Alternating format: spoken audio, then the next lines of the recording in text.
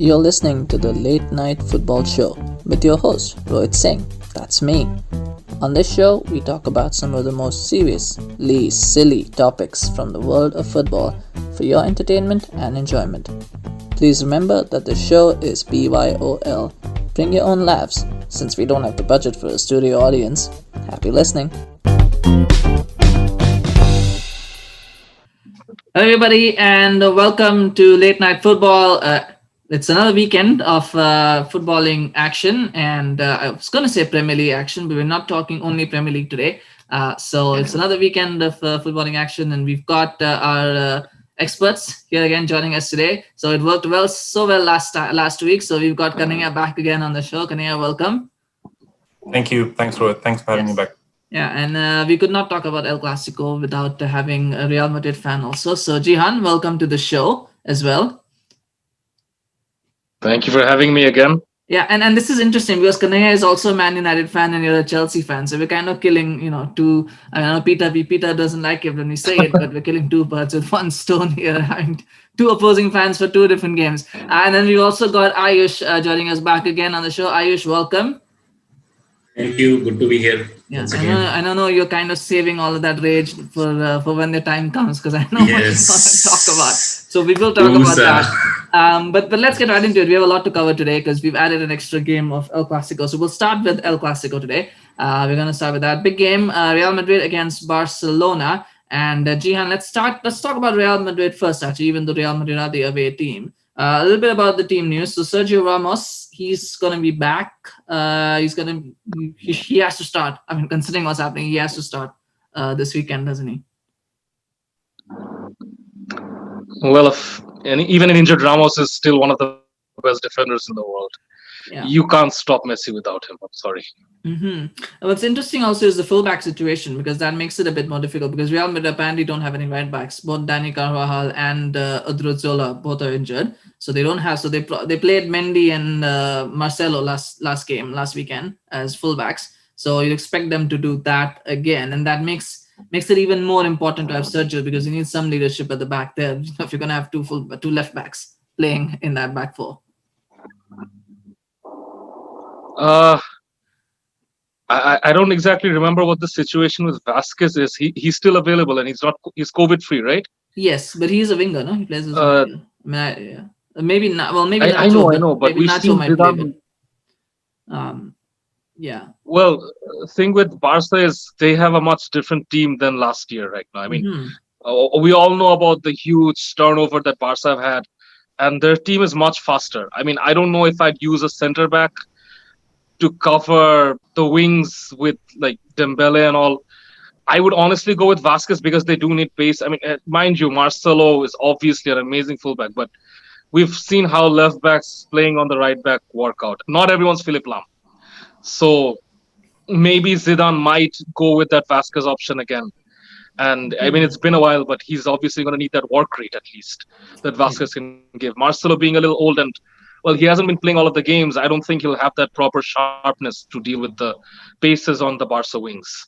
Yeah, that's a good point. Maybe they can play Vasquez. But if they do play Vasquez as a fullback, then they would have to change the system for the front. And they probably do need to change the system in the front, because it's not actually been working out very well for them in terms of the fact that they're not scoring a lot of goals. They did score 2 against Shakhtar, but this is just struggling. I mean, what tweaks would you make in the front line? Because obviously Benzema will have to start. But then do you go with Asensio and Isco as the wingers, or do you bring in, maybe Vinicius? Do you bring in Vinicius? Do you stick with Rodrigo?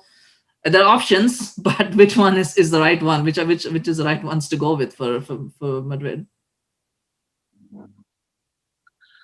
Well, now that Hazard's injured again, and I really wish we could keep him. I hope Madrid gives it back to him.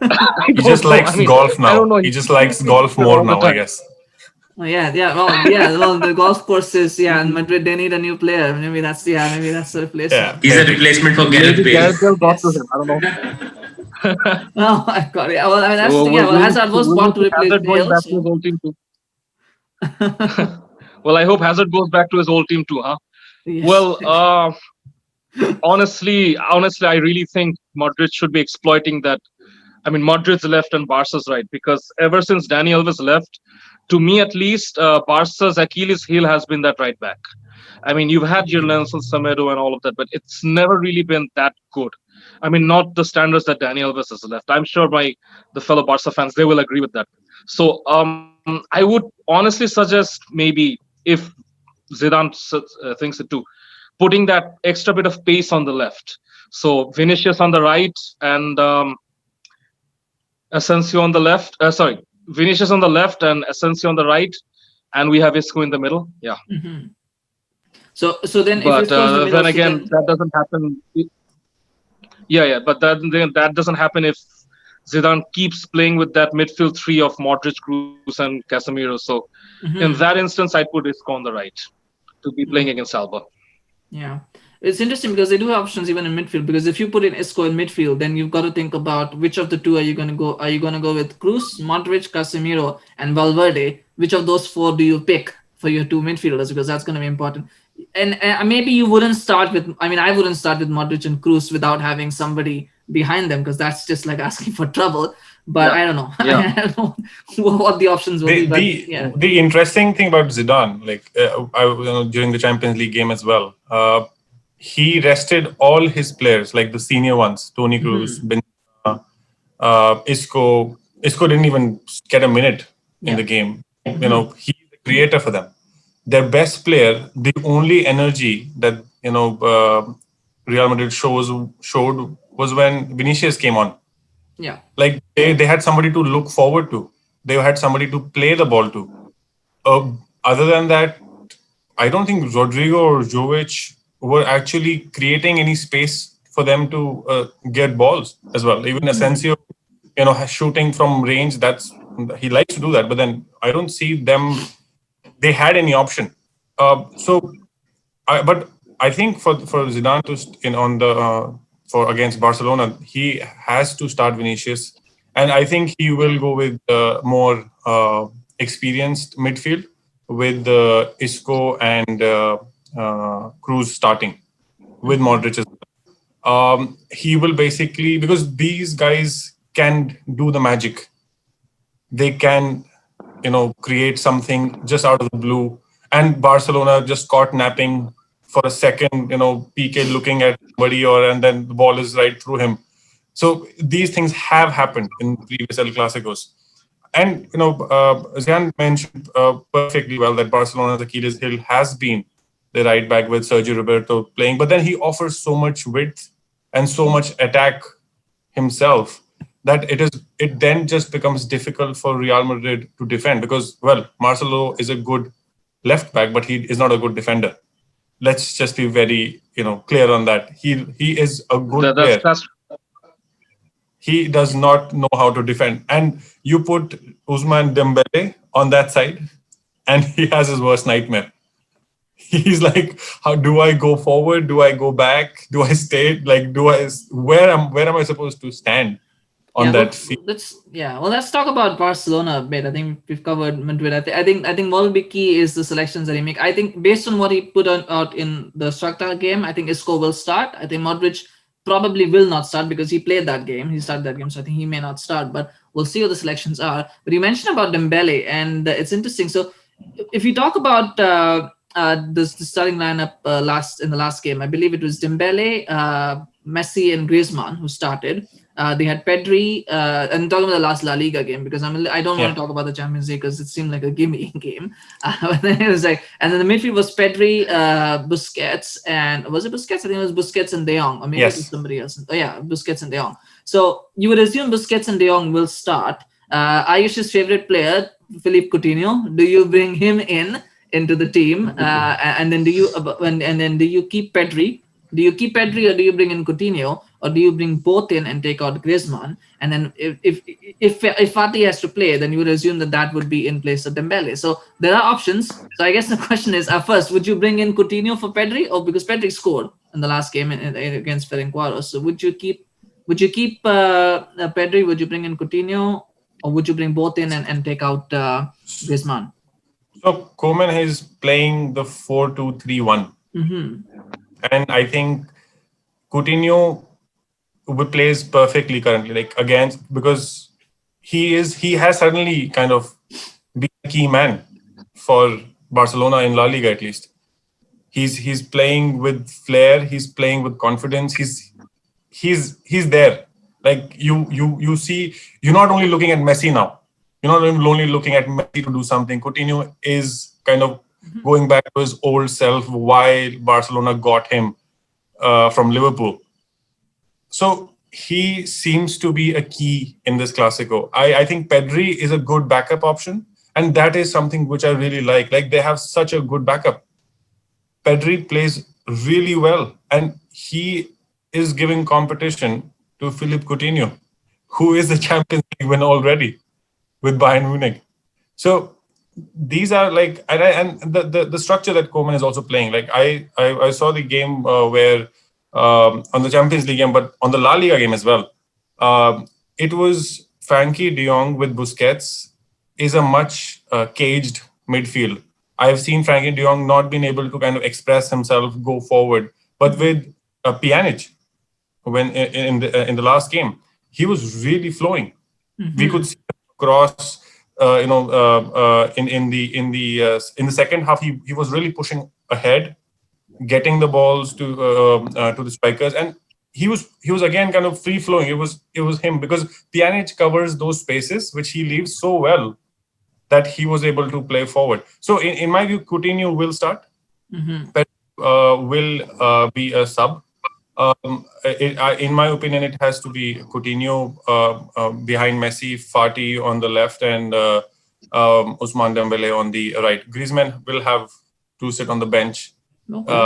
Start, in my opinion. Yeah, you mentioned about Dembele and Marcelo worried about that. The one thing that is there though for Marcelo to know is that all it takes is one run for Dembele to get injured. So it's not like it's it is Dembele, he's fast, but then all it takes is a little bit of push and then he's injured and out of the game. So it's not that hard.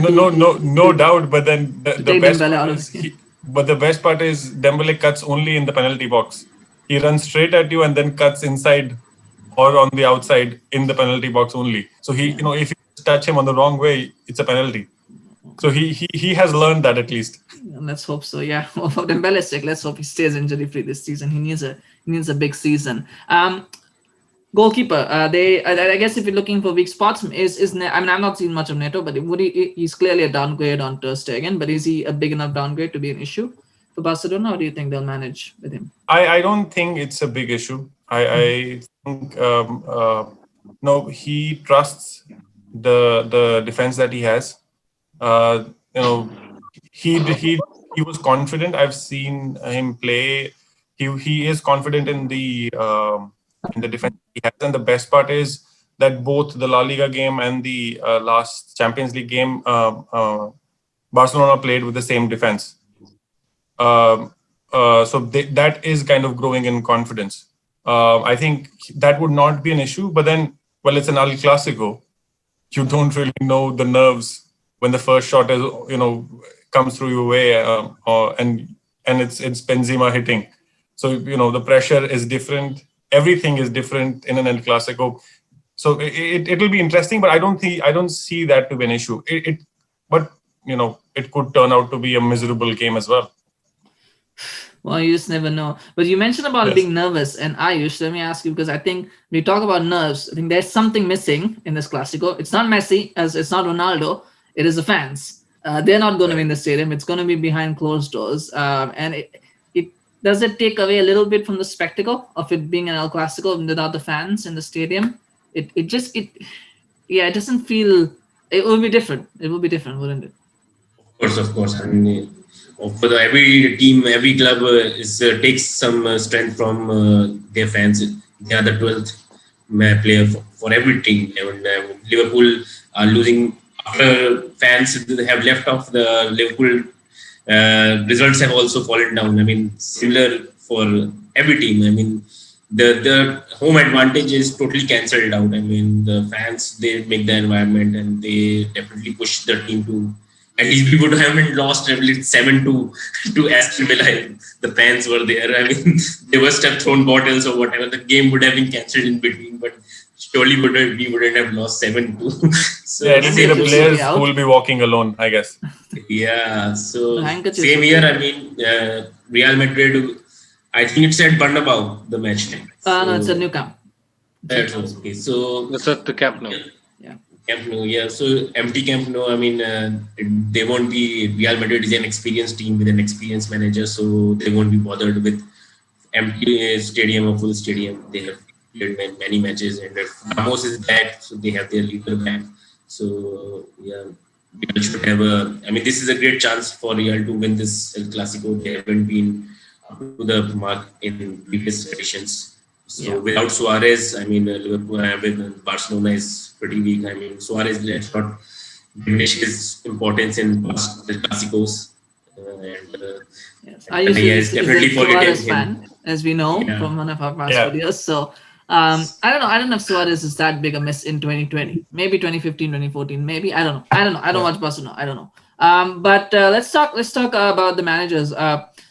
Zeehan, who do you think will be under more pressure for a win? Who needs it more? Is it Koeman or is it Zidane? You feel Zidane is under more pressure because he's lost the last 2 games. It's been difficult. But Koeman always seems like Barcelona always seems like on this verge of this season, sustained season, where they always seem on the verge of one defeat will bring a crisis. And you almost feel I don't know who needs this win more. Is it Koeman or is it Zidane? What do you think? That's actually a very tricky question. I mean, on the surface, you have to say Zidane. I mean, I think L'Equipe reported that he has only 2 games to save himself. This one and the next one. But I don't know if that's authentic or what. But seems a bit harsh, but I would have to give it to them. I would have to give it to them that does have some base to it. I mean, he's been losing matches left and right. The Shakhtar thing was just shocking. I remember I was staying up late expecting at least 3 or 4 goals, but not from Shakhtar. That's what was surprising to me. So, but you have to think of it this way too. I mean, Ronald Koeman is doing well. I mean, he's disciplined the club so well. He's come in and told Messi that your privileges here are over. And he wants this to be run as a proper football team right now. But mind you, when I tell you this, one big defeat for Barca, even if it's 2-3-0, you're going to see the 8-2 jokes coming again. You're going to see everything restarting again. And I'm sorry, my fellow Barca fans, but that is true. Because right now, Barca are under a lot of pressure.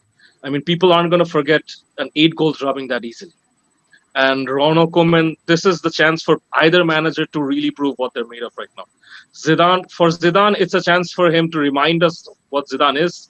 For Ronald Koeman, it's a chance for him to show what he is like on the big stage. If you're going to ask me directly who's under more pressure, has to be Zidane. But who will suffer more from a loss? Probably Ronald Koeman. Yeah, no, I mean, it's a tricky question, but it's interesting as well, Knayha, because PK came out with statements about how the board have not lived up to the standards, about how Messi should be, more appreciated by the board. Yeah. I mean, it's a big game, so it's obviously, by chance you make statements. Why would you want to make such statements ahead of a big game like that? Attacking. Why would you not want, at this point, don't you want the whole team and everyone to put in this push in the same direction rather than pointing fingers at this point? It's El Clasico has a very different level to it. There's a lot of mind games here. It just, with that statement, he just takes pressure off the 10 players. Does he though? Does he take the pressure off, or is it like a case of we are good, but you're not doing well, so now we're going to show you that we're good? And then if they don't do well, then the board is like, well, you guys are not good. So, what do you expect from us? I mean, I don't know. I get what you're saying. The statement just kind of shows that it's kind of saying that, there is something wrong that we have felt and you're not doing what we thought you should do. He's not lashing out. He did not lash out. He just making a statement and he has an opinion about it. So I think, but then before a game as big as this, you have to remember that currently Real Madrid does not have that many young players as Barcelona. Barcelona will start a lot of young players tomorrow. That will play a lot on these players, on their minds, that, because they're looking up front and they see Messi and then they see the expectations everybody has from them. But then it allows the other players to perform at their own levels. They don't have to match him in that game. So I think that statement is an opinion. it does help the other players, but of course, you can twist it around, and there could be a lot of Barcelona is the Messi saga itself has not helped. Like these have not helped, and now 4 players contracts being signed right during the Champions League games, that's not helped, where they've kind of there's been a wage cut, and so there's a lot happening in the background before this game. But the what is the very interesting thing is how both of these clubs are going about their transition. What I really like about Barcelona is that they're going youth. They're saying, we have Ansu Fati. That's what we're looking at. We're not looking at Messi. And Messi is saying, thank God you're looking at Ansu Fati so that I can leave. So and that it's a weird. Yeah. Real Madrid is saying that, okay, we couldn't get anybody this summer. We might look at the January window and then see possibly getting a Neymar or an Mbappe, like for a clear-cut swap, and then see, okay, we're back. So it's a very different ideology. Both clubs are in a transition. Barcelona and Real Madrid both have been struggling. Both managers are at equal pressure, I would say. Koeman has to prove a point, as Zeehan said, that he is a big match player. He can make big match coach. He can actually get these things done. He can get through the team and then tell them that it's fine. We can get through. But then Zidane, he's their most successful manager. In recent times, yes. Yeah, and then he has to prove a point that Shakhtar Donetsk, you lose to them 3-2. There has to be a reaction. Yeah, it's going to be difficult to predict. I think that's the main thing. So both the managers have their own set of issues to deal with. It's going to be really, and that's what it makes. This time, it's not about Cristiano Ronaldo and Lionel Messi. This time, it's really about the two teams which are in transition. So that is what I'm really looking forward to. Yeah, I think there's a lot of young players to point to prove, and it'll be interesting. But we spent quite a bit of time on it, so let's wrap this up, and because we've got a lot more to discuss. But Ayush, your score prediction for this game? What do you think is going to be the final score? I think it's going to be 2-1 for Barcelona. Barcelona. Zeehan, what do you think? Zeehan, what do you think? I really think the Madrid fans are going to say Madrid will win. The Barca fans are going to say Barca will win. So I'll just keep this up. Madrid wins 2-1. 2-1. Well, Ayush is not a Madrid or Barca fan, but he's going with Barcelona, so So 2-1 to Madrid, 2-1 to Barcelona. Knayha, you can break the tie. What do you think it's going to be? Please don't say 2-2 because then I'll just... No. It's going to be Barca 3-1. 3-1. Oh, wow. Okay. Nah, I told you. Okay, that's... Barca fans will say Barca. Madrid fans will say Madrid. Yeah. Well, I mean, it's difficult to predict. These kind of games, I think it might be a draw, but I can't see Madrid winning, just only because I don't see where the goals are going to come from for Madrid. That's the biggest. What I over the last weekend when both of them lost 1-0, I wrote that on Twitter that Champions League, they would have decided mutually that let's do a draw on the El Clasico. Let's just save each other from the embarrassment each might face if something bad happens, and then just be like mutually respectfully, just simply put it as a draw, and then both win. Nobody gets sacked immediately after the game or during the game. Yeah, I do feel that Barcelona have a better chance, but it's difficult to say. For Madrid, it's just a case of where the goals are going to come from for them. As if Benzema is not firing, I don't know where the goals are coming from for them. But anyway, that's on the El Clasico. It's tomorrow morning. We will, my time tomorrow morning, tomorrow evening, if check your local listings, as I say, for when the match is going to be. It's a bit of a wrestling reference there, for those of you who watched it. But so we'll be here with the reaction to that game tomorrow. So we'll break that down all for you. It's going to be an interesting game. And if you like this segment so far, please remember to smash a like for the El Clasico and also subscribe to the channel. And we're now going to move on to the Premier League, the serious business. Let's get started with and I'm just kidding. Let's get started with West Ham against Manchester City. We're going to have Manchester City. That's the first game tomorrow. Stop. Ayush, 2 wins out of 2 for City in the last 2 games. Not necessarily the most fluent wins, but wins nonetheless. It looks like now they're ready to go for a run. I think they've now gotten up to match fitness. They're now ready to start, because all it really takes, I think, this season is one team just going on a run, and then that's all you really need. So is City now primed and ready to go on a run now? Like, they have a few players back and they look good now. Like, they look up On to paper, on paper, City always looks stronger than every team, but in recent past, they have shown vulnerabilities in their defense, especially. And Nathan Ake is, I think, has picked up an injury also, and yes. they're missing Fernandinho also now. So there will be a completely new centre back pairing of. I'm not able. Yeah, it'll probably be Stones or Garcia. Yeah. We'll start. It's new. Okay. Ayush looks like So Ayush. there will be a new centre back pairing between Ruben Diaz and Eric Garcia. Yeah, So Garcia or Stones, whichever one of them. Yeah. the all Stones, and I mean, both are very shaky defenders, and they have every chance of conceding goals. But and on the attacking department, they are also missing Kevin De Bruyne. So that is their main creative spark.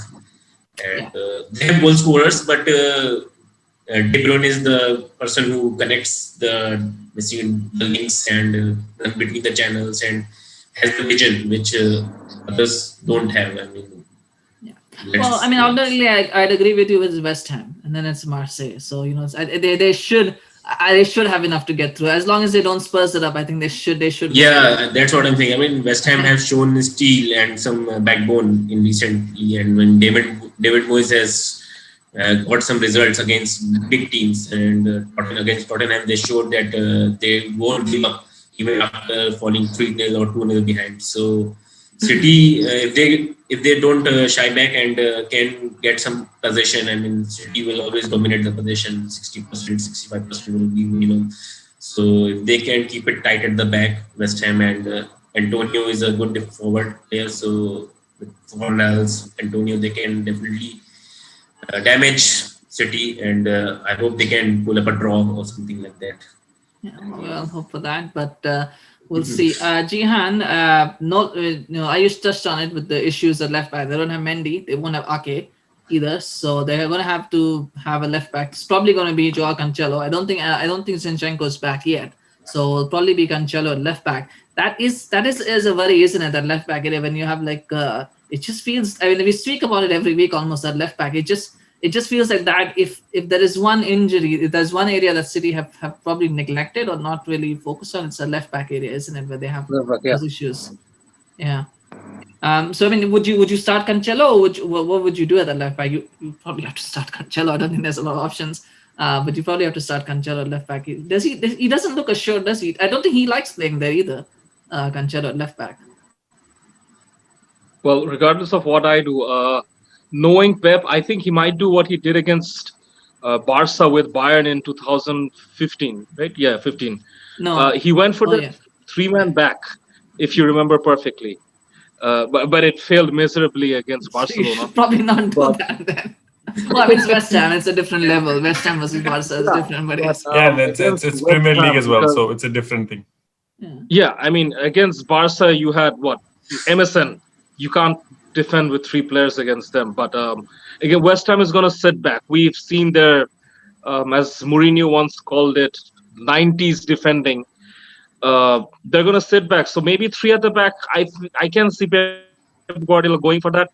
Or maybe a transitional four-man back where the left back will often go up forward and it'll turn into a three-man back. You know what I'm saying? Mm-hmm. So because he does not go for that five-man back or what people call 3-5-2.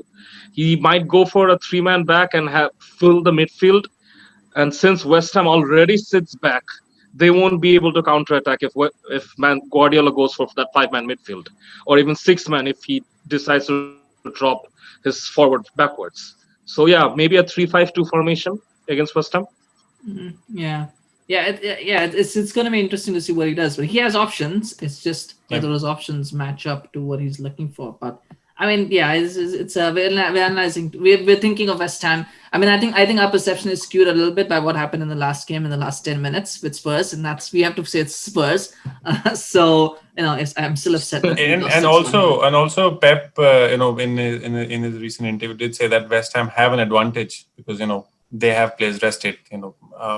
City is coming back from the Champions League, but then that's Pep playing Pep. That is bullshit excuse because Pep played against Porto. He did not go up against like Barcelona, Bayern Munich that he had to worry about resting players. which he, Well, but then that's his excuse. If I think he's already created one. If he loses, well, that's just. I mean, then don't get me so started but manager excuses. But all right. So City, but speaking of players being rested, who do you think is going to be the key player for City for this game? I think I really liked how Ferran Torres played. I really liked the way he played in against the Porto game as well, and he's he's doing what Mahrez in the first season for City did.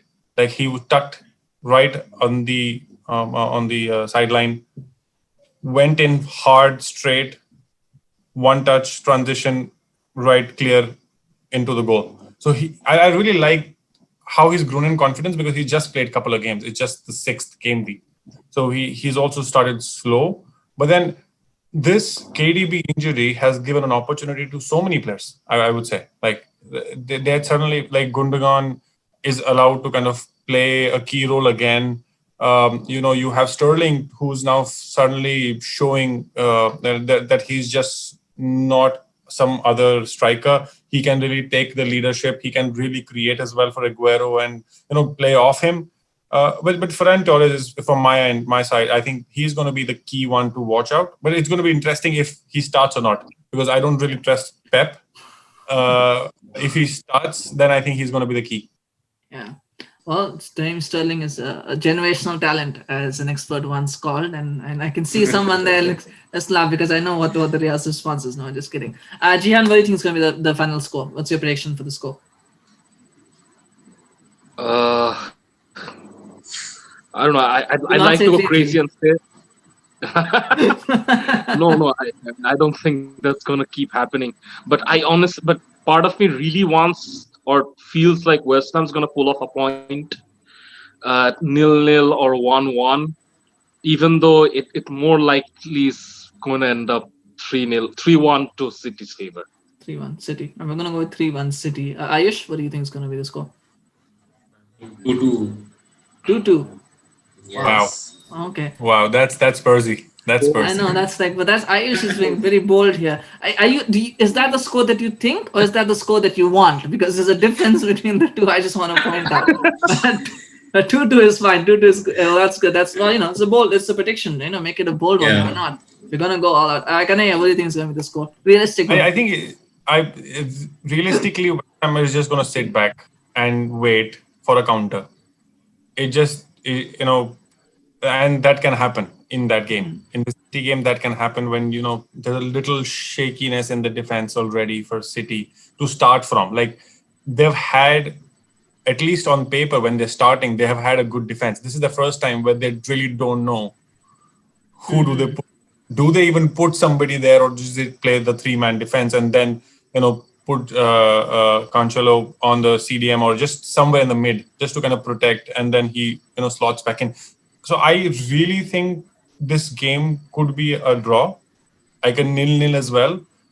But I do see, because Aguero did start in the last game, so that was a good thing as well. And I think he will be desperate for goals because he's kind of left out for, like, he's been injured. He's just got in.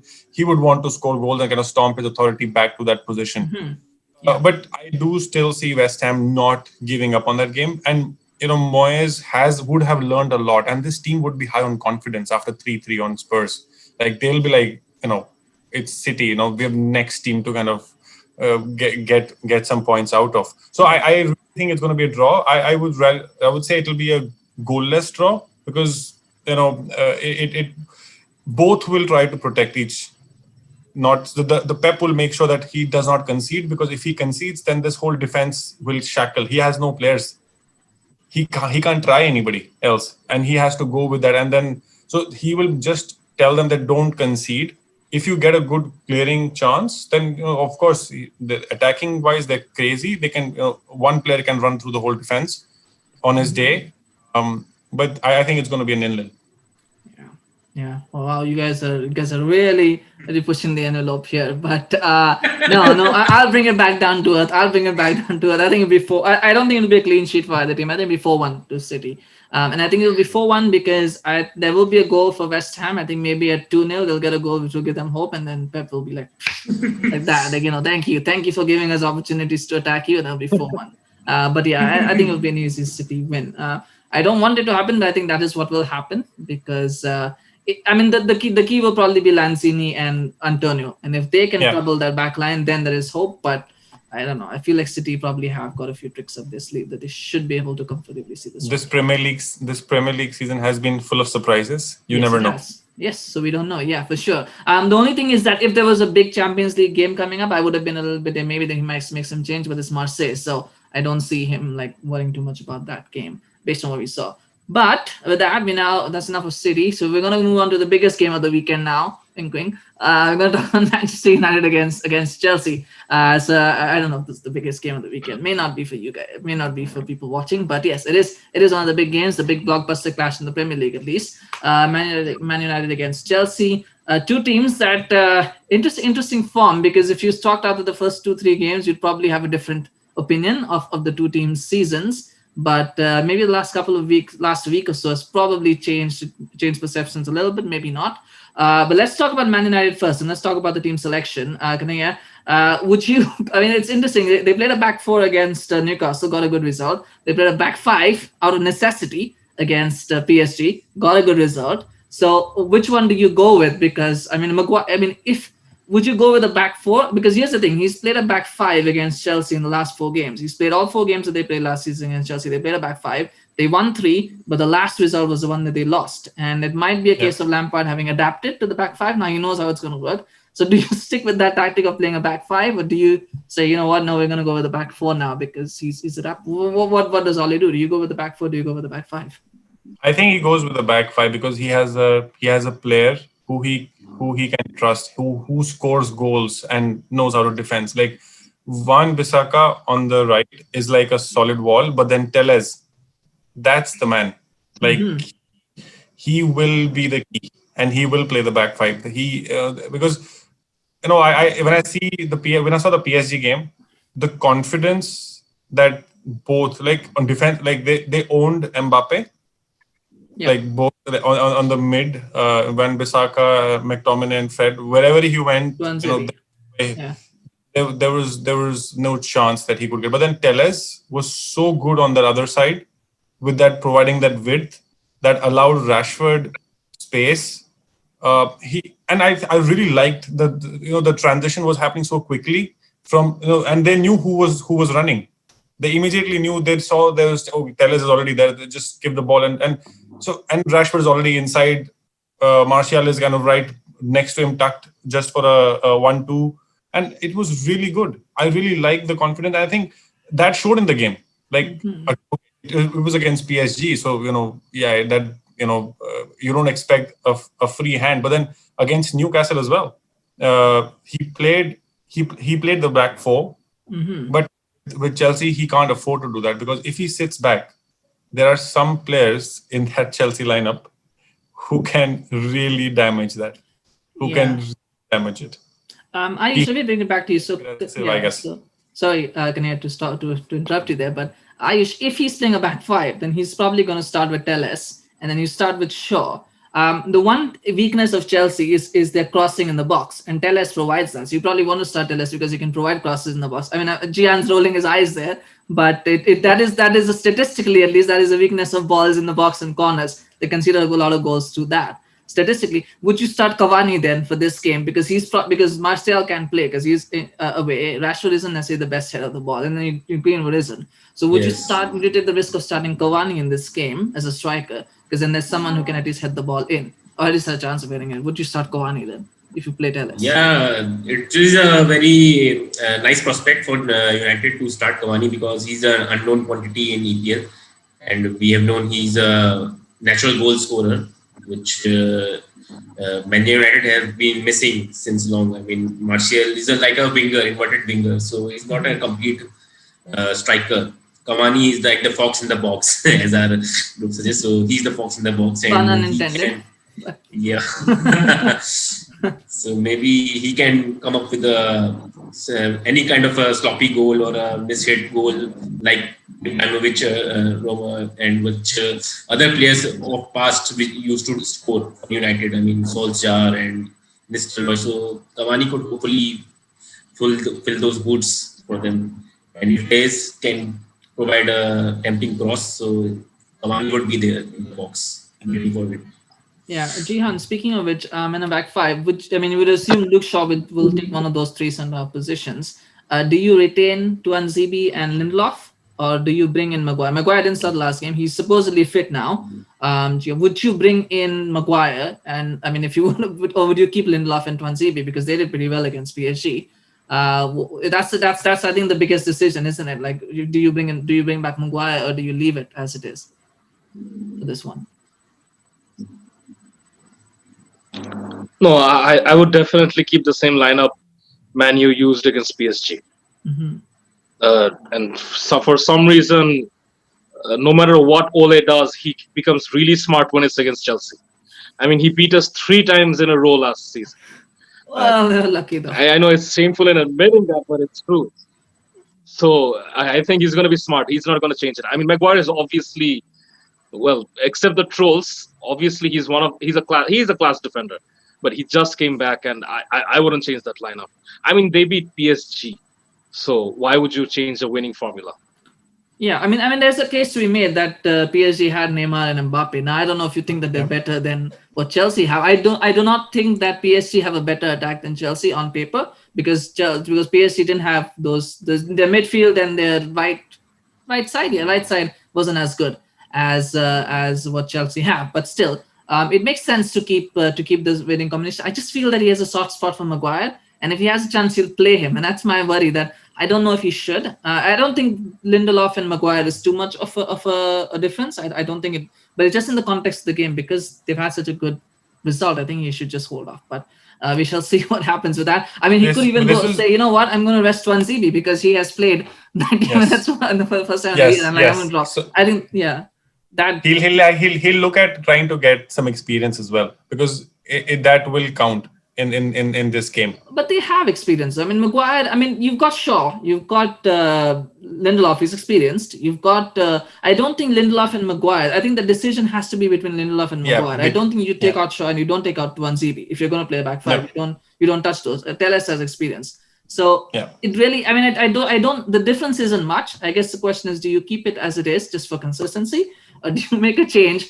Again, another thing, I don't think Chelsea play a lot of crosses in the box, so you don't really need Maguire for heading. But Maguire did score the goal against Newcastle as well. So he, and this rest game would have just kind of helped him get his, fitness back, mind back into this game. And because this is a big game as well. Like they dropped him for the game against PSG.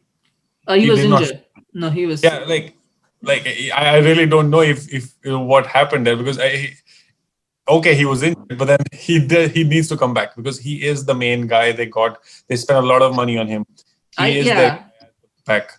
Yeah, I think they need a bit of rotation here because the next game is not easy. It's Leipzig, so I mean it's not like there's no rest for the weary. But let's talk about Chelsea. Let's not make this too United-centric. Let's talk about Chelsea. Zeehan, it feels like such an obvious selection, yet it feels so controversial. Would you start all four of Werner, Havertz, Ziyech, and Pulisic? I mean, let's leave aside the fact, let's say that they're all match fit, they're all ready to go. Would you start all those four? I mean, Chelsea fans have been waiting for it. Is it now time to just unleash them? I mean, let's face it. I've said this in one of your previous episodes too. Mm-hmm. We aren't playing a game of FIFA. This is real life football.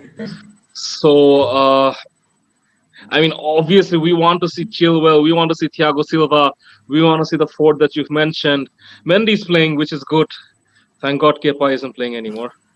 Don't jinx it. Or maybe you do. I hope you do. But Kepa doesn't seem to make errors against us. So it's like you said. I think it's fine. Yeah. Please, sorry to interrupt. Yeah. No, Kepa did make that one mistake the last time in the 4-0. He did make a mistake. If you don't remember. No, he let the ball through his legs. Yeah. Well, I mean, he's made worse. Okay, let's just say he's made worse. Okay. Yeah, he's made worse. So, for sure. I mean, obviously, I want to see Warner. I want to see Ziyech, Pulisic, but it's going to take time. And Lampard, for some reason, is not starting them all together. I honestly see Kante and Kovacic in the midfield. The defense, well, I'm hoping, well, Chilwell, Aspi, the centre back Lampard still has not figured it out. We obviously want to see Thiago Silva coming in with Tomori. Tomori is my favorite. And like you've discussed a while ago, Manu, our weakness is in the air. And if Manu uses a player like Cavani, that's trouble for Chelsea. And Tomori is the best to deal with that, in my opinion. Of course, other than Thiago Silva. Striker, I don't think he's going to go with Giroud or Abraham. Probably in a strike, we will see Werner. Pulisic is probably getting nod this time. Havertz is playing. Whether or not Ziyech plays is up to question. As far as I know, he's not completely match fit. So I think he's going to go with a sub in this instance. Maybe Ziyech comes on in the 60th or 50th minute. Yeah. So if you were to, so Ayush, would you go in the midfield? I mean, I guess Clay, we're talking about Ziyech not playing, and he's probably going to be on the bench, which we assume then that means Mount will start. That's a lot of stick. But would you agree with Zeehan of having Kante and Kovacic in the middle, or would you bring in Jorginho into that midfield? Because then where's the creativity coming from? Havertz probably is good enough, but would you start with Jorginho or would you start with Kovacic? Kovacic is more like a box-to-box midfielder. Yeah. Jorginho is a bit slower and is just sitting in the and taking. His main job is to take penalties for Chelsea, I think. So I think Kovacic is the better option for Chelsea. Be nice, Ayush. Be nice. Okay, so Kovacic is the simple answer because he can keep the things running smooth in the midfield. I mean, he takes up positions and he can keep also track back also, and because United have some pace in Rashford and Martial, so he can track back also. Jorginho might struggle in. So Jorginho is good for smaller teams and which who like to sit back, but in such cases, in such tight matches where the United will keep there will be narrow in their defense and midfield, so Kovacic can bypass them with his through balls and some vision also, so he can be a good option, better option for in place of Jorginho. Well, we shall see which way he goes with. Yeah, I mean, I don't know if he needs to play two defensive midfielders against United. I don't think United are going to have that pace. If United are going to go with the back five, then you don't need two defensive midfielders against them because they're going to be short in midfield. But I mean, it's Chelsea, and Frank will do what's best, what he thinks is best for the team. But Knayha, who needs to win more? Is it Ole or is it Frank? It's two managers who almost like you just don't know. Like both parallel, both of them a little bit unproven, both of them, but different ways of getting to their objectives. Yeah. But who needs it more right now? Do you think is it Frank or is it Ole?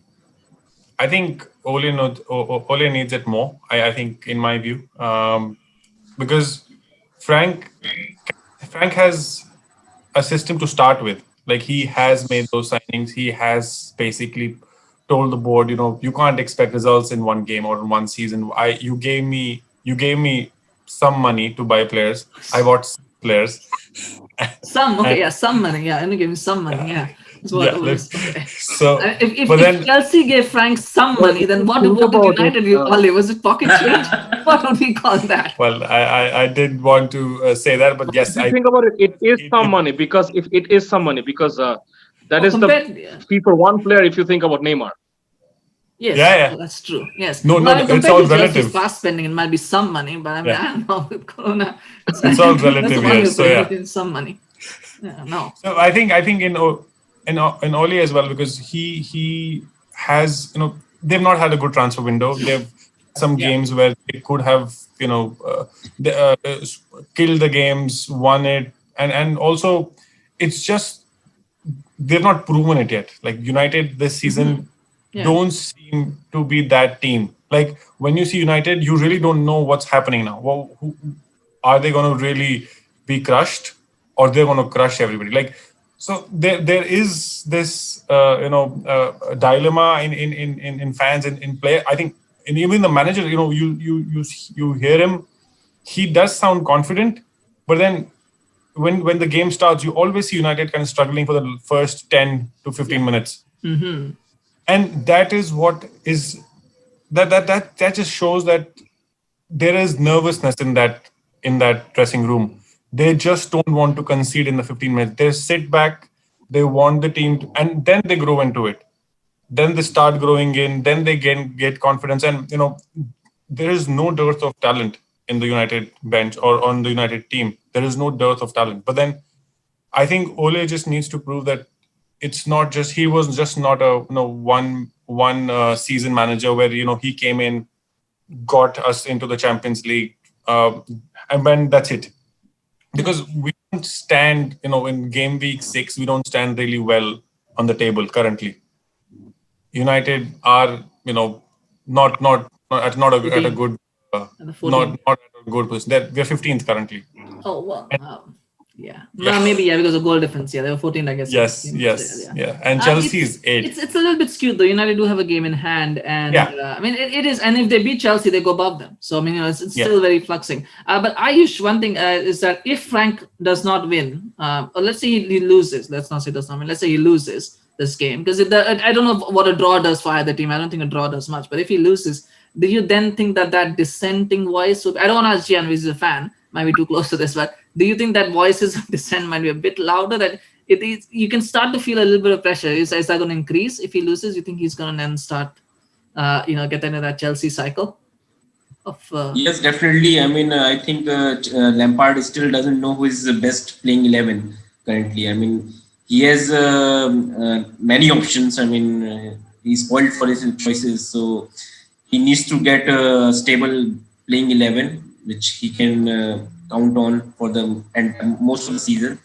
And he has been earlier. He had an excuse that Ziyech was injured, Pulisic was injured, so he could hide behind those issues. But now, I mean, since he has a fully fit squad, so he has and he has got a lot of chance also to train them also together. So now there are no other excuses left.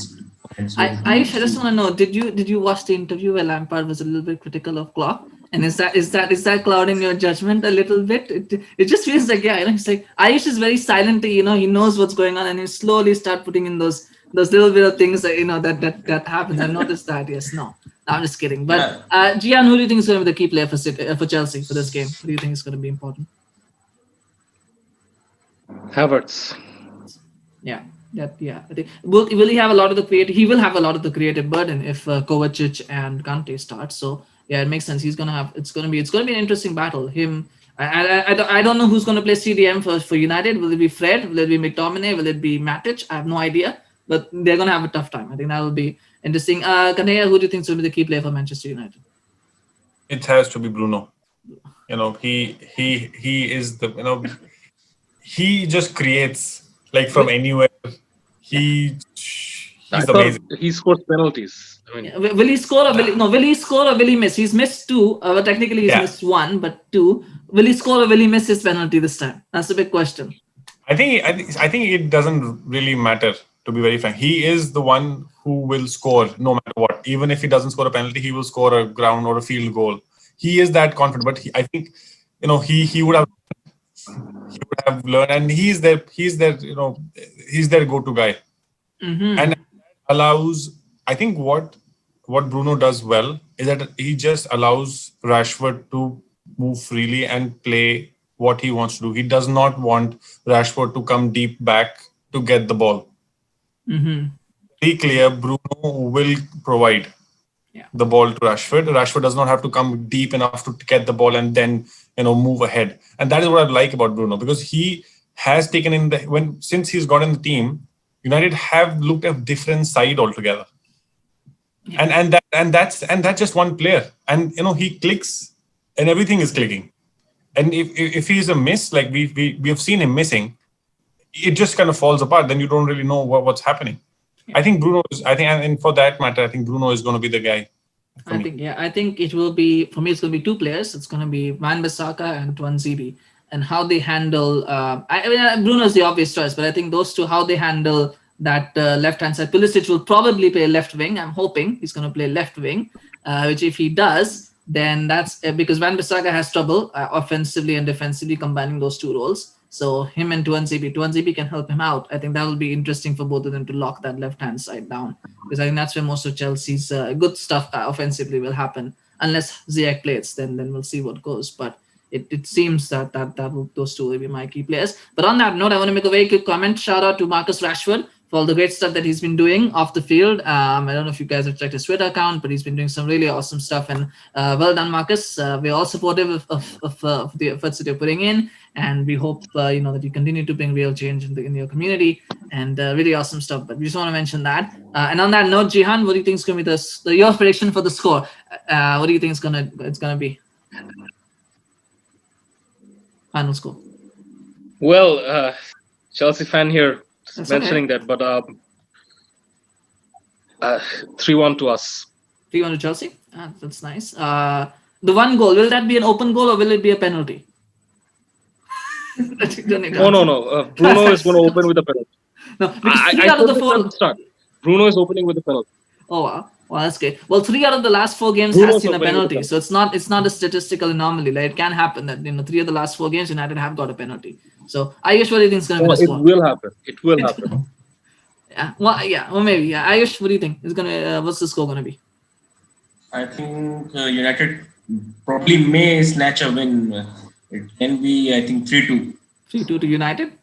Yes. That sounds about right. Yeah, with the defenses, it sounds about right. 3-2. See, the key denominator is you got to put a 3 in one of the scores. It has to be a 3. Right. Yes. Chelsea. Knayha, what do you think is going to be the final score? I think it's going to be 2-1.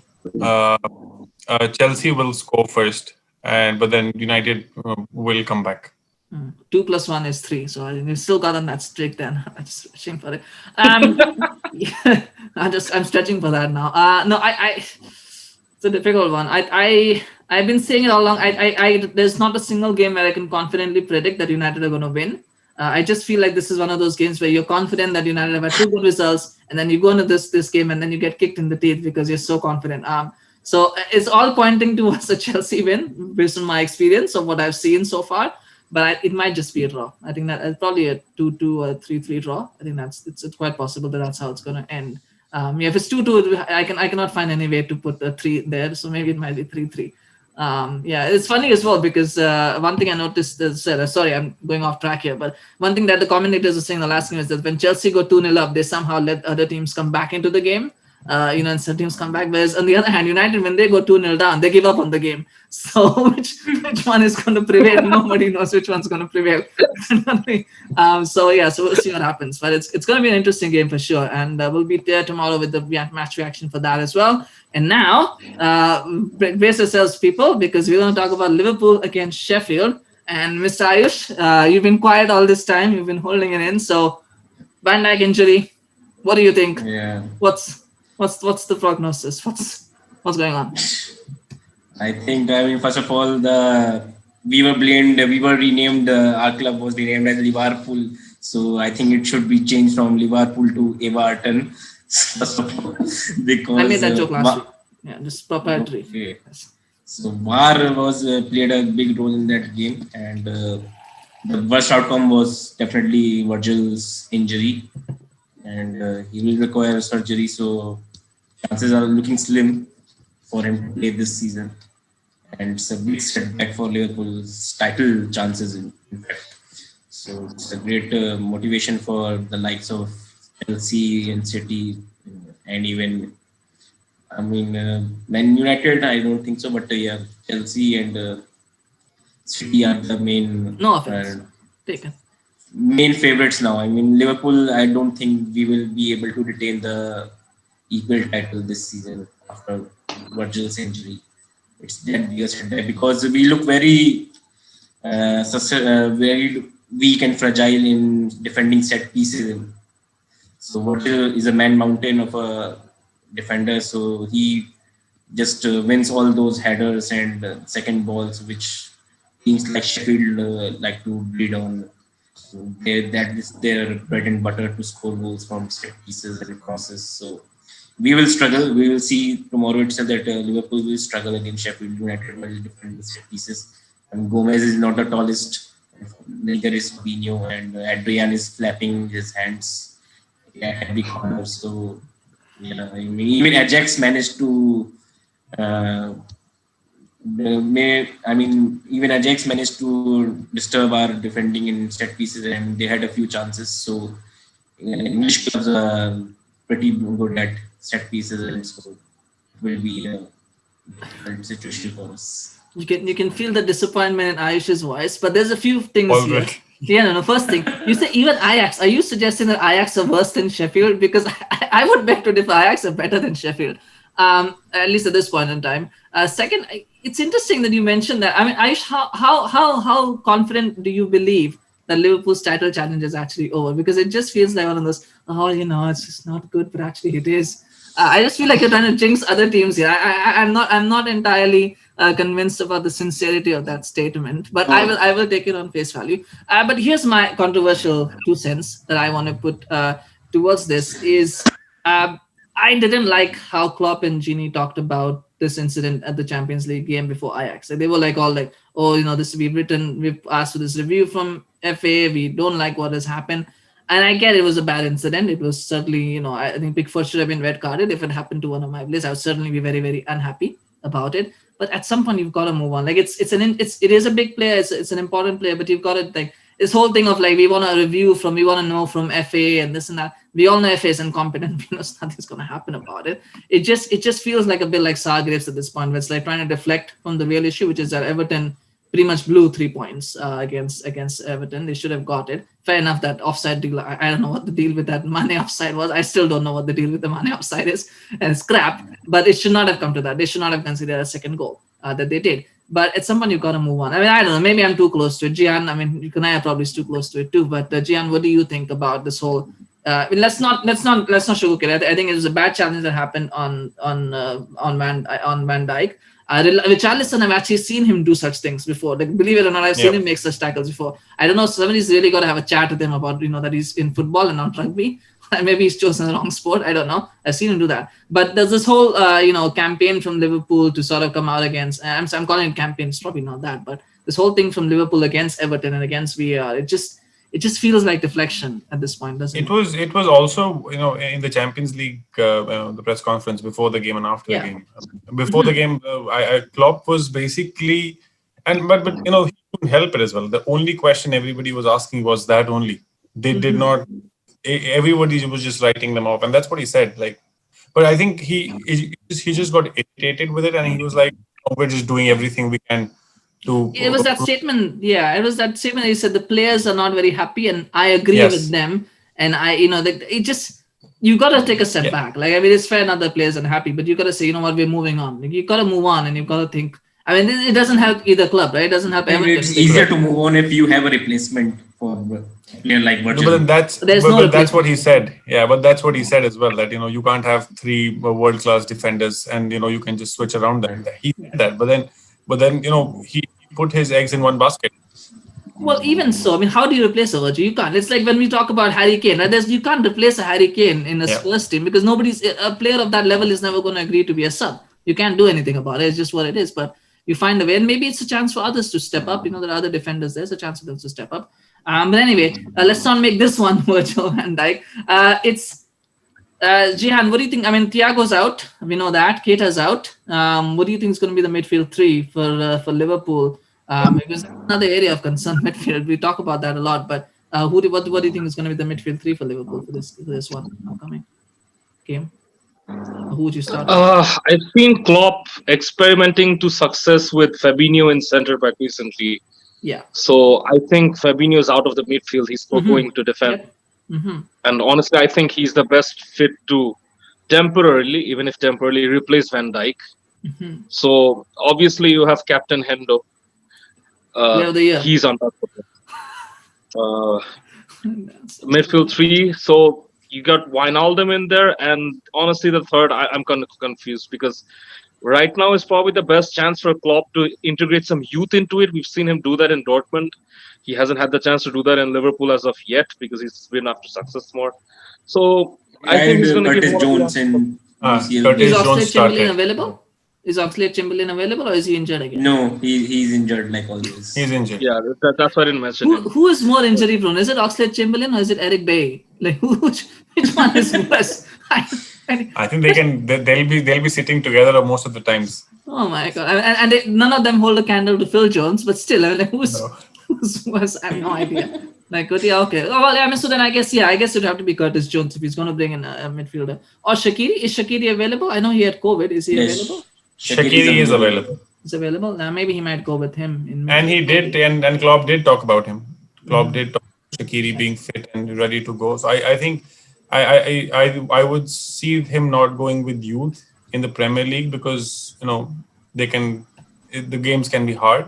And Sheffield United, they are really hard. Like they find a position where they can crush you, they will crush you. They've not had the season like this, like the previous one. They're missing some key players themselves. But then Liverpool, have it's their game to lose. But yeah, I mean, it is an interesting point though. Sheffield are a good team. Nobody's disrespecting them. But currently, they are the second bottom team in the Premier League. So if you're not going to bring in Curtis Jones now against a team that is second bottom in the Premier League, when are you going to bring him in? When are you going to test him out? So I mean, if he's got faith, he's got to play him. I think this is a perfect opportunity to play him, right? I mean, like I feel maybe Klopp can push back Firmino in midfield and bring on Jota. Yeah. Yeah, that might be an option. Yeah. Yeah, that Because could be yeah. Firmino is That was always something I already wanted to playing mention. in the midfield itself. I mean, he's just like a false nine. He's dropping back so behind. So he's already a midfielder. Yeah, Ayush, you might want to lower your camera a little bit because like you're just like slowly disappear. Yeah, that's much better. Yeah, you're disappearing out of view slowly. It's like a wave of a sea. So just going Like Liverpool's title chances. Yeah, I don't know. But Flying away. don't jinx it, my friend. Don't jinx it. No, I think it's going to be interesting. I think Sheffield United are in trouble, though. I think that is serious. After last season, it looks like they are going to have they are in a relegation battle. I think already. I think at this point. And they have Brewster though, but so Oh yeah, sorry. Well, yes, it's a Ryan Brewster reunion, but is he that good though? I mean, Sheffield got mugged. Let's just be honest. £23 million, they got mugged. They could have got two Jesse Lingards for that. All right, let's just put it that way. I mean, I don't know. It's a good thing or a bad thing. Wouldn't be a story if Brewster just scores the first goal for Sheffield against Liverpool? Oh my God. That would be interesting. I mean, I don't know what's going to happen. But Zeehan, what do you think is going to be the final score in this one? Well, unless and until Sheffield United have been taking advice from Aston Villa, it's a comfortable 3-0, 4-1. 3-0. But well, ever since Aston Villa, I really don't know. But 3-0, 4. I'm going to go with 4-1. Liverpool's defense is not going to keep a clean sheet. Okay. 4-1. 4-1. Yeah. Okay. Knayha, what do you think is going to be the score? I think it's going to be a rout. Liverpool will just simply. For Liverpool or Sheffield? Liverpool will run rout. Okay, you got to make that shit. They'll go around 6-0. 6-0? Okay, 6-0. To Liverpool. Salah hat-trick. I think that's what I say. Because it's at home, it's an Anfield, and he's amazing there. Yeah. Ayush, somewhere in the middle of these two predictions? Definitely. I mean, I don't think we are capable of scoring 6 or even 4 goals. I mean, we are so dependent on Mane and Salah's goals currently. Others are not chipping in with the goals. So I will go with a 2-0 or a 3-1 score line. So yeah, I think it'll be 3-1 to Liverpool. The one goal maybe from Ryan Brewster. Let's say one goal for Ryan Brewster, but it will be meaningless in the end. It will be 3-1 to Liverpool. I think that sounds about right. But it will be comfortable. I don't think it will be too much of a stretch. And I think that's the key as well, that they are missing Alisson. But the next few games for Liverpool are pretty easy. They've got Midtjylland after this. Shouldn't be a problem. I think it's West Ham after that, if I'm not mistaken. So it's not that tough run of games. But and hopefully by the time the big games come, then I think the next big game is Atalanta. That will be the next big one. But then hopefully Alisson will be back by then. That will be interesting. Yeah, but after the Atlanta one, that's going to be then they have a good fixtures with City, then Leicester. And then again Atlanta. So it's going to be after the Atlanta game, they have 3 back-to-back, games which are tough on them. Yeah, the Atlanta one will be a good one though. Although I think Ajax will probably know what Ajax will do by then, because if Ajax or lose the next one, then it might just be between them for the first 2 places. But anyway, that's the Champions League. We'll talk about that some other time. We're not getting into some of the smaller games, the smaller teams. So apologies.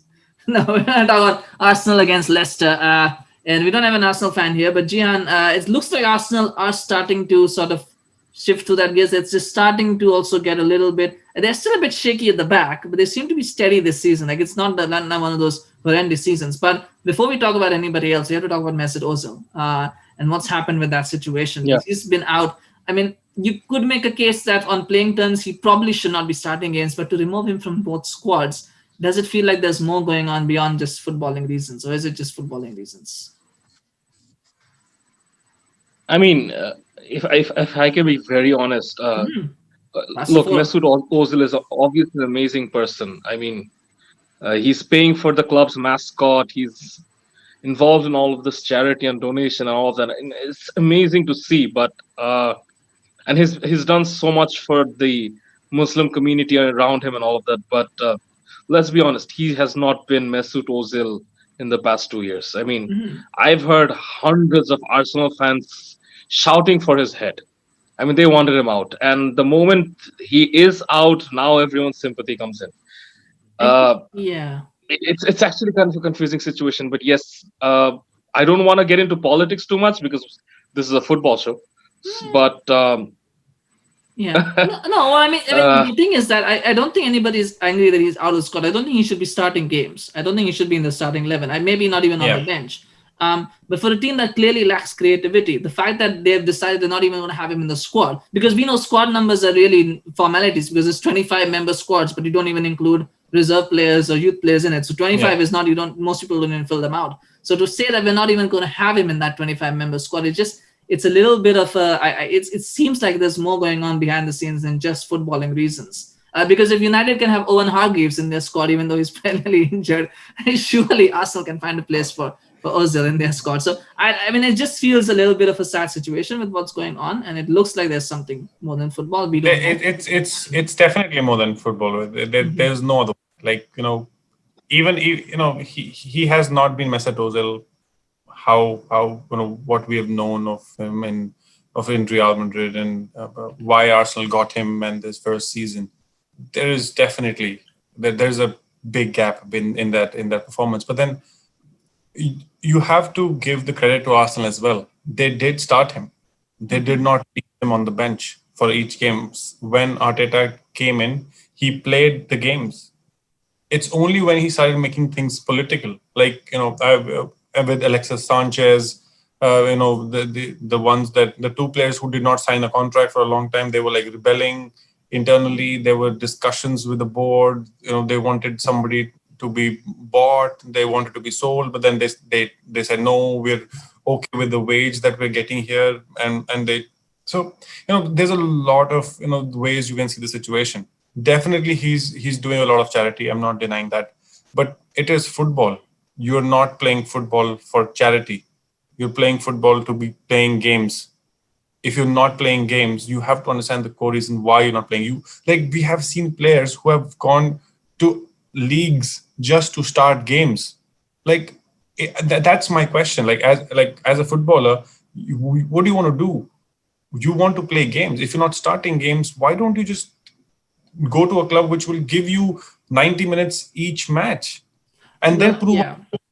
I think that comes down to the wages portion of it, right? I mean, Arsenal are too skint. United basically paid portion of Alexis Sanchez's wage just to get him off. We just want him gone. But United could do that. Arsenal probably are too skint to say, no, we're not going to pay. We're not going to subsidize your move for whatever reason. They don't want to do that. And maybe Ozil doesn't want the clubs that are being offered. We don't know what the situation is, and it's just sad to see. I mean, and I'm just trying to get to wrap my head around why he's not even in the squad. But I mean, there are different reasons. We don't know what they are, and probably never will. But it's just a sad situation to see a player like that, because I remember seeing him in the 2010 World Cup, and he was incredible for Germany at that one, and we all knew what he was going to be. And then he goes to Madrid, and then from there it's just it's been downhill. But let's see, maybe he'll come back. Ayush, we know who's going to start in midfield. It's going to be Thomas Partey, Arsenal's Partey player, whatever, Partey man, whatever you want to call him, all the puns. So he's going to start. Who would you start in midfield with him? Because I think that is the big question now, isn't it? I mean, if Arsenal play midfield three, if you've got Partey, who do you what are the other two midfielders that you would want him to partner? Arsenal are definitely lacking on the creativity department, in midfield especially. So Shaka is a granted. Shaka is definitely a starter for me because he has some leadership and he can bring those tackles and when where he's required he can be cynical and as well. So and he has a long range shooting also. He's good at that. So we haven't scored some long range screamers in some time. So maybe Shaka can be there. And apart from that, Shaka Elneny is a uh, so player. I mean, he's a squad kind of player. I mean, maybe if Shaka is injured or he's not up to the mark, then he will get replaced by Elneny. Apart from that, I don't know. Maybe some new from player from the training. I mean, from their youth academy. Bios. Ceballos I might think he's start. injured. He's injured, I think, but He's on I don't injured. know. My God, what's this whole place getting injured?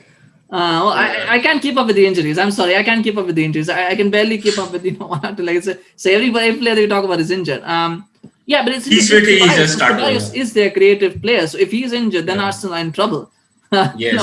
And that's when you need. I mean, they do have. I mean, wish if only they had a creative player that they could call upon from their bench. Do they have anybody? Oh, I don't know. That's just. Oh my God! No, Oh, he's not on the squad, so yeah, no, I'm just saying, yeah, if only there was somebody, but he isn't, is he? No, I mean, it's just weird. I mean, it is interesting that we talked about injuries all the time. There's so many of them happening now. But would you want to start Xhaka though? I mean, if you have got Partey, Zeehan, then you've got that steal. Do you need two defensive players against a team like, I mean, even if it's Leicester? Do you? I mean, I don't know. Jamie Vardy is injured. I don't know if he's going to be back for this one. But if you've got one, you've got Partey. Do you really need two defensive midfielders then for a team like Arsenal? It's just because of the sheer lack of players. I mean, Arsenal are so short on players right now in the midfield department that Yeah. they don't have any choice. And Shaka, I feel he's somewhat similar to Henderson from Liverpool in some aspects. really? So, yeah, maybe. I'm So kidding. if he can. I'm kidding. I'm joking. No, I'm I joking. mean, in the sense that he can, he has a good passing range. He can give those diagonals to Aubameyang and other forward players also from deep also. So he can be the playmaker from back. So I don't know, Partey has that repertoire in his Arsenal or not. Yeah, I think Partey is going to be more of a defensive player, like a more Right. box-to-box player at Arsenal. I think he'll be the defensive player when they don't want to play two defensive midfielders, and he can be that lone defensive midfielder. Though that's not his game. But yeah, it just feels like a bit. I mean, I don't know. Most teams nowadays No, do but like to play. Yeah. So Arteta's game is very similar to Conte when he was with us with Chelsea in those few years ago. I mean, I can actually liken this midfield to the Matic Conte situation, where Xhaka is kind of a little less mobile, more shots and more long balls with good physicality, like Matic. And Partey, as far as I've seen him in Atletico, he's a workhorse. I mean, he runs and runs, and he's got that energy and that work rate, something like Kante does. So I guess Arteta could make a defensive midfield like that, and I mean, why not? Because you've got Aubameyang and Lacazette up front. I mean, the amount of pace there. Xhaka hoops up a long ball, and you get lucky maybe once in 5 times. Aubameyang gets the ball and it's a goal. So yeah, why not? get lucky. That is Arsenal's new team strategy. Get lucky. No, I'm kidding. But okay, we're running out of time here, so we're gonna move a bit quickly. We're gonna talk about the. So what's Knayha, what's your predicted score for this game? What do you think is gonna be the score? Arsenal against Leicester. I'm not sure if Jamie Vardy is gonna play, but yeah, what do you No, think? I don't think he will start. I don't think he will start. I think Arsenal are growing in confidence, but then Leicester's have had a couple of good games in the They Premier lost League. the last two actually. So Yes, yeah. but they were confident. Well, on the City. City. So I think I because this is a big game. The top four, you're playing against the top four side, they do come out of something in the top four. But of course, they have to have their man Vardy to provide those results. But I see this to be a draw. To be very frank, a draw because Leicester do have a good team. I think Maddison is back. Maddison will play. Barnes has been playing well. I am really happy and with their and really impressed with their new right back Castagna, and he's right in the 6-yard box. He's Is he like right back or is he left back? I thought Castani was a left back. He's playing right, I think, and left. I think isn't it playing James right Justin playing right back, and then you've got Castani on They left. switch. I think yes. I think I have the other way around. Yeah, because he was trying to replace Ben Chilwell. Yes, so he's there and he's been good. So I think it's going to be. But then the game, Arsenal is playing a little. They're playing a more predictable game. They're playing a very predictable game where they have Aubameyang on the far out, and then he cuts in.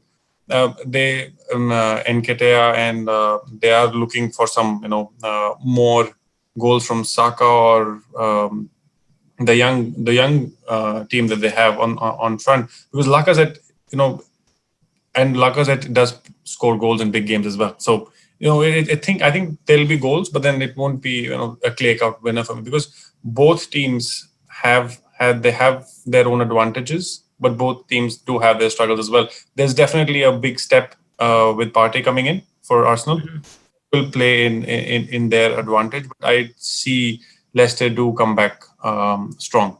Okay. Ayush, what's going to be? So it's 2-2 from Knayha. Ayush, what's your predicted score? I think 1-1 would be my score. Aubameyang can come up with the goal, and Leicester has a great midfield. I mean, they can overrun Arsenal with Barnes and Maddison. Their creativity also is and power also. But they are missing Soyuncu and their centre back, and he was a big for them. It's going to be tough, yeah. Zeehan?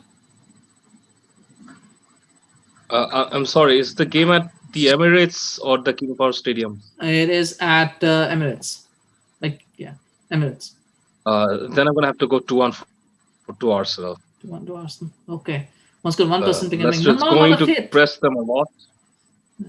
Yeah, not a lot of faith in Arsenal, but okay, well, that's good. Well, I mean, I think. Are we still counting home advantages? Are we still counting home advantages? I don't think we should anymore. I don't think it counts for a lot. But I think Arsenal will win. Home advantage, it's not just in the fans, though. I mean, not all pitches are the same. As far as I know, the Camp Nou is by far the widest stadium in the world, widest pitch in the world. Which is what Pep Guardiola used to use a lot. His teams used to play a lot wider. So that comes to an advantage too. Fans are obviously a big thing, but yeah. So, but I think Arsenal will win. A home advantage aside, I think it'll be a nice 3-1, 3-0, 3-1 win for them. I think it should be fairly comfortable. I think Leicester just too inconsistent. But nonetheless, moving on, Burnley against Tottenham. Knayha. Harry Kane, and I mean, all things aside, we know what happened to us last 10 minutes. But from that first 80 minutes, or at least from those first 20 minutes, is Harry Kane and Heung-min Son, are they the best offensive partnership? I'm not going to call them a strike pair because they're not a strike pair, but are they the best offensive partnership in the league right now? Definitely, like without a shadow of doubt. Like they are feeding off each other like crazy. Like this is how Leicester played. With Vardy, they were feed like less. It just reminds me of how Vardy would feed off of anybody, and that would make a pairing, and in their title-winning season. And I really like both of them are smiling. They're happy. They're dancing. When they're dancing. They're doing. Yes. So I never felt like punching a footballer more than I felt like punching Son after that dance. But anyway, that's just my 2 cents there. But yes, no, this. Sorry. They're at a different level, both of them. It will take a bad game, a good hammering to bring this down, or a niggle or an injury to any one of them to just break this up for Tottenham, because they're on roll. They have Bale back. He played against Lush in the Europa League as well. So there's a lot of confidence. This seems to be, Mourinho's final, like second season, where his dream is coming true with what he wanted last season, which he could not get. But now he's getting all of that now. Ayush, you are shaking your head. Are you shaking your head in approval, or are you shaking your head like, nah, I got a better one in mind? Yeah, I mean, they are right up there with Salah and Mane. I was going to say, yes, of course. Salah and Mane are with more consistency. But in terms of sheer brilliance, I mean, Son. I mean, I like Son so much. I mean, he's a great ambassador for Asian players. So he's it's hard to dislike Son. Kane Well, is I also can think of a reason to dislike him, but that's he gave me a reason to dislike him. No, I like Son too. I think it's interesting how we always talk about, and Mourinho alluded to this as well. How we talk about Harry Kane and his time to leave. We never talk about Son leaving or thinking like maybe because he's Asian, we don't think he can play at a higher level. Like we think Tottenham is probably his ceiling, but maybe it's not. Maybe he can play at a higher level. Maybe he can move to a better club too. But Zeehan, on that note, Bale, would you start with him? And the next, he started against Lask. He came on as against West Ham. Would you start him for this one, or would you still keep that same front Yes, three? definitely. No, I'd start Bale by now. I mean, he's how many games has he been sitting? Three, right? 2 games Three now. games, and then he's He played. Yeah, he's two like games. he My bad. played. He made his second debut against West Ham, and he played against Lask. So this would be his third game now. Yeah, so I mean, it's time to start him. I mean, he hasn't had fitness. That's right. Rather than bringing him on as a super sub, and well, let's not call him a super sub after the West Ham game, but rather than bringing him on as a sub, start him, give him a few minutes, even if it's half an hour, maybe 60 minutes, then take him off. But he needs to make that trio.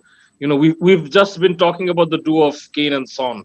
It needs to turn into a trio very soon, like Son, Bale, and Kane. And honestly speaking, I think it's gonna be one of those MSN HBK. BBC level. HBK. That's I just Yeah. called it HBK. Yeah. That's what it would be. HBK. If any, yes. Nice. Wow, If right. anyone's a wrestling fan on here, again, we've got wrestling references today. HBK. Oh, that would be something. It would be so amazing if the Eureka. music was going on right now. Oh, Eureka. Yeah, that's another one. Yes. Yeah, HBK. And never HBK always never I was always very good on the big stage, but never actually won a lot of games on the Yeah. big stage. So it would actually be perfect for Spurs. No, just kidding. I'm just kidding. But no, HBK, that would be interesting. Yeah. I mean, it is The Burnley. match fit, I'm sorry. but the match fitness for Bale is something which I do question. You know, but I don't think he is. You know, he does not have that. You know, he's played golf a lot, but then that does not help you on a football field. Well, it helps with the swing of the hands. Yeah, but not the legs. yes, but then again, it just this is the wrong organ altogether. But then I think he just needs some time to kind of get back into match fitness, get into that mode, It is and then Burnley, play. right? And Burnley again are not, and one of those teams like Sheffield, they're like kind of struggling at the moment. So it's a good opportunity to get him out there because it's not a difficult game.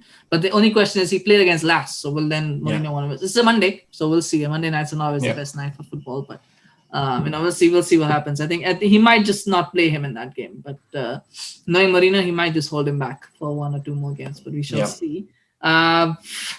Ayush, the one takeaway is the fact that they need better concentration. They need to stop. You know, it's happened against Newcastle. I mean, you could say they were unlucky, but it still happened against Newcastle. They just need better concentration in the last few minutes, right? Like just focus on getting through the game.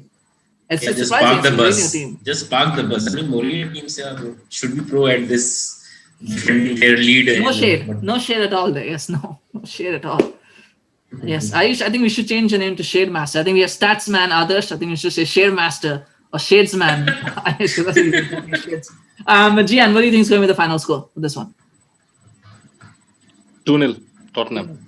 Okay, you got to specify that. Knayha, what do you think is going to be the score?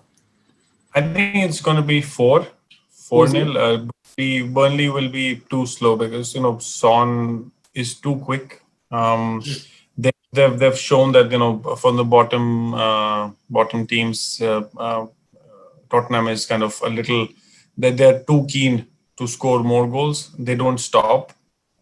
Of course, they do then also concede, like what we've seen against the West Ham game. But then when they start to get when they start on a roll, they kind of don't stop. They don't want to contain a game. They want to score as many, even concede a couple of them. But then I think Burnley has been struggling also just to where they stand, how they've been playing. They've not had the best starts to the season. They're defensively really poor at the start itself. They've just had 1 draw and 2 draws and 3 losses. But then I think it's going to be a 4-5-0 to Tottenham. Yeah. Ayush, what's your prediction? Similar thought also. I mean, 3-0 or 4-0 victory easy victory for Tottenham, and maybe we'll see Bale scoring the scorcher also. I think this was the first one where we've got a clean sheet prediction. I don't think we've had any of the other ones where there was a clean sheet predicted. I think this is the first one. And I think that says a lot more about Burnley than it does about Spurs. I think Burnley, I don't know where the goals are going to come from for them. Again, I think Jay Rodriguez is there, but he's struggling. Ashley, Mark Wood is struggling. Ashley Barnes is not there. It's just, Burnley are in a mess right now. And it's sad to see Burnley and Sheffield struggling so much after what they achieved last few years. So, but anyway, hopefully they can still pick up, but it won't be this weekend, according to our experts at least. And these are the kind of games when you get a surprise result. Anyway, we won't be doing match reaction for the Spurs and Arsenal games most likely because we don't waste our time with those teams.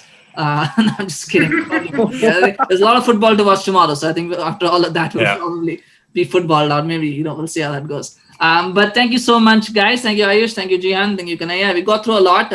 It's been a long video, and we still had a lot more questions that we wanted to ask, but because of time, we couldn't. It's a really exciting weekend of football, and I think we're getting to the point now where with the storylines starting to develop, there are things that are starting to happen that we can talk about.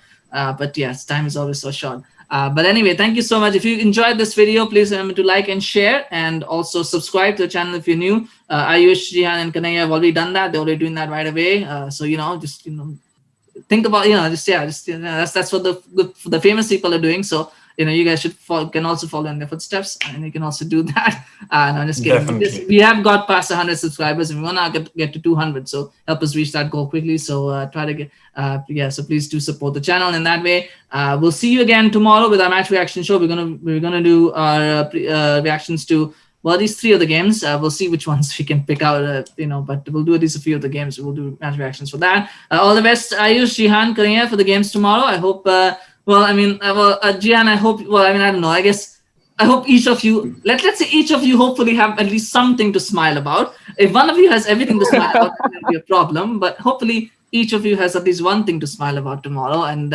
if I were to pick, maybe Knayha, you could be sad about the Barcelona result, and then Zeehan, maybe you can be sad about the Chelsea result. Let's hope that's what happens. I'd prefer the opposite. No, I prefer the opposite. I'd rather be sad about the Madrid result and happy about the Chelsea result. Oh, wow. Okay. Thank you, Zeehan. All my eggs are in one basket, but all my eggs are in one basket. Yes, I don't have that.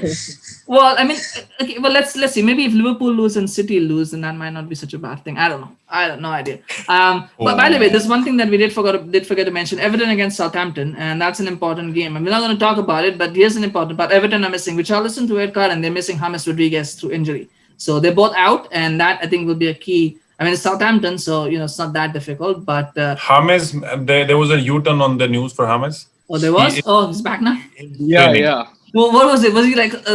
Did he have like a finger injury because he's keeping on waving the cards, and then he realized that I can still do that. Like I cannot do that. It'll be fine. I don't know. Definitely something like that. Yeah.